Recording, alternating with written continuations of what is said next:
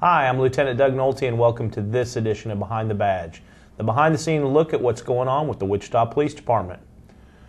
Well, today my guest is Officer Steve Jerrell. Steve, appreciate you being here. Steve is an officer with the Patrol North Bureau and very active in a lot of different activities that community policing officers work in. So, Steve, thanks for being here today. You bet. Thank you for having me.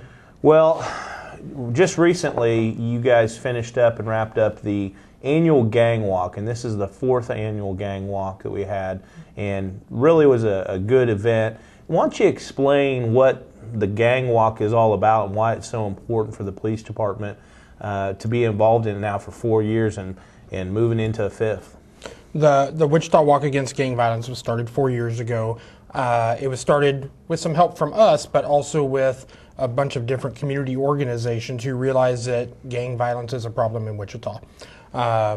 We currently have about 55 different agencies, nonprofits, colleges, et cetera, that are involved in the committee for it.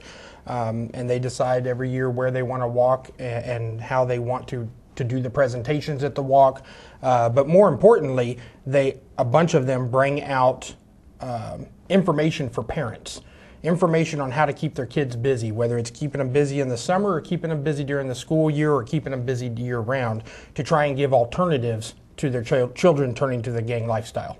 Steve, I know that you've been really involved in some of the activity camps for kids. Why don't you give us a preview of what's on tap for the coming months in the summer for these activity camps? Dealing with the activity camps, we have 3 of them now. We have one in Plainview, we have one over at Lynette Woodard, and we also have one at the Evergreen Recreation Center. Those camps are designed for maybe a lower income type family to be able to give their kids safe, structured activities to do during the summer. It's an 8-week camp, 5 days a week. Some of the camps are only 4 or 5 hours, and one of the camps is an all-day event.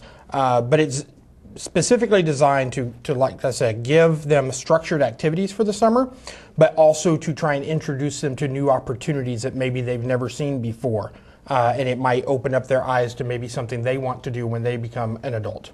What is, and we're obviously involved in it extensively, what is the police department's role in those activity camps? What do we provide as far as our input? We do a variety of different things, but probably the most important is at each of those camps, police officers change out of their uniforms. They're in shorts, they're in t-shirts, and they come out to the camp 1 day a week for about an hour each week, but they come out and they actually interact with the kids, whether it's playing soccer on the field with them or playing kickball or playing some sort of a t-ball or whatever those events are. It's interacting with those kids, showing those kids that it's okay to work with police officers. It's okay to work for a betterment with officers, and that really we're not that bad of people. Yeah, well, and I think that the officers certainly probably enjoy doing something besides just getting in a uniform and getting out there and hanging with the kids and just playing. You know, Steve, you've been on and been involved with law enforcement for several years. How do you see the changes that have happened over the last 10, 15 years as far as the police involvement with kids, the gang walk? What is your take on how have things improved? Are we better than we used to be 15 years ago? I think our involvement is maybe better than what it has been in historically, going way back. But I think the biggest advantage to it has been we have gotten involved, but now we're seeing some of these kids from the activity camps. They started 12 years ago. Some of these kids are now adults.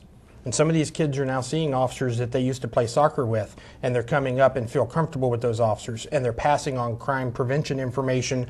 They may give us tips on crimes that have occurred, or general, just when we go to their house, knock on the door because we've had a violent incident occur. They're more willing to talk to us because of these things that we have done and because we have gotten out into the community.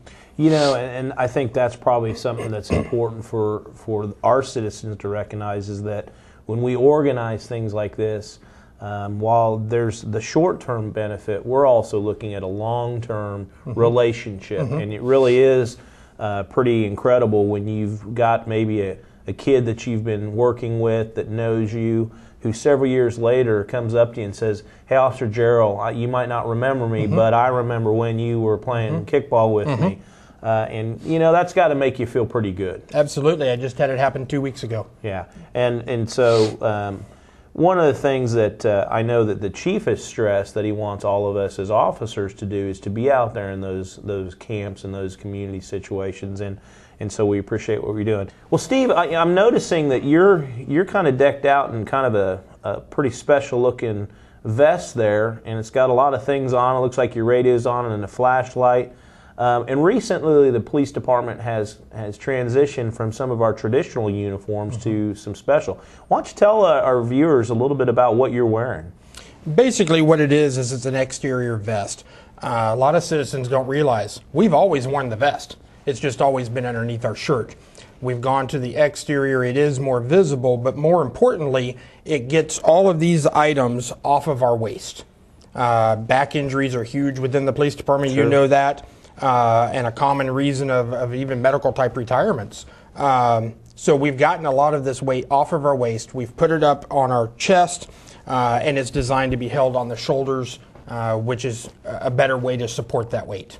Well, you know, Steve, we were talking before we were taping about what are some of the advantages besides just the weight, taking it off your the side on the waist and putting it up there, but you can take it on and off easily, and are there times when you don't want to have a vest on? There are. Sometimes you might be at the station and you might be working on a report on a computer for 2 hours. It's very nice that we can take it off and sit it on the floor, but we can have it back on within just a couple of seconds and be right out the door if an emergency call happens.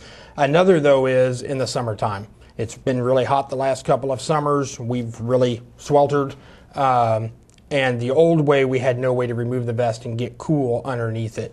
This vest, we have a way that we can remove it. We can get some air conditioning to us and cool down our core body.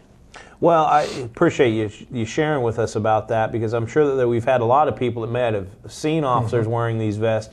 We're seeing more and more officers transition over to them, and for a good reason. It's not just for looks, but it's definitely to serve a purpose. Well, Steve, you know, we don't often get a chance just to pick the mind of a community police officer. We're talking about technology, and we're talking about how we are transitioning to be more in the community. We're looking at our equipment. Tell us a little bit about how you see community policing as really helping the community to get into those neighborhoods. What are you seeing out there? Are the neighborhoods responsive to our efforts? They are. To step back just a second, I think one of the things we mentioned earlier is we're out in the community and we're getting out there, and good old-fashioned getting out of your car and walking up and down is very, very beneficial. But these activity camps, we can win over a whole bunch of parents by working with their kids. When the kid goes home every night and talks about what the wonderful police department did, parents start to listen to that, so we can win over some of that. Technology is huge. The technology that is out there and some of the technology that we have, we're live in our patrol cars with a lot of our computer programs. We can do everything that we used to do at the station. We can do it all in our car. Makes us more efficient to be able to do that also, but it also helps us be able to maybe track down a shooting suspect faster because we don't have to drive back and forth. Some of the other technology, that's there, we have the cameras, right? The video cameras that officers are using, and it helps document exactly what they see. Whether it's they're at a homicide scene or they're at a shoplift call and a suspect acts crazy on them and some force has to be used. It documents it immediately. And I think that helps us in the community because we have that documentation to show them what did occur. Well, and I think when we talk about law enforcement and we talk about really what it is that we're trying to do, we're trying to make our community safer, and we're trying to utilize kind of a pyramid approach where we have the police and we have the community. But underneath that, we got to have trust, and so technology helps build that. Well, Steve, I appreciate you taking the time to come behind the badge and just share with us what's going on out there on the streets of Wichita. And I'd like to thank you, the viewers, for tuning in and following us on Behind the Badge. We'll see you next time.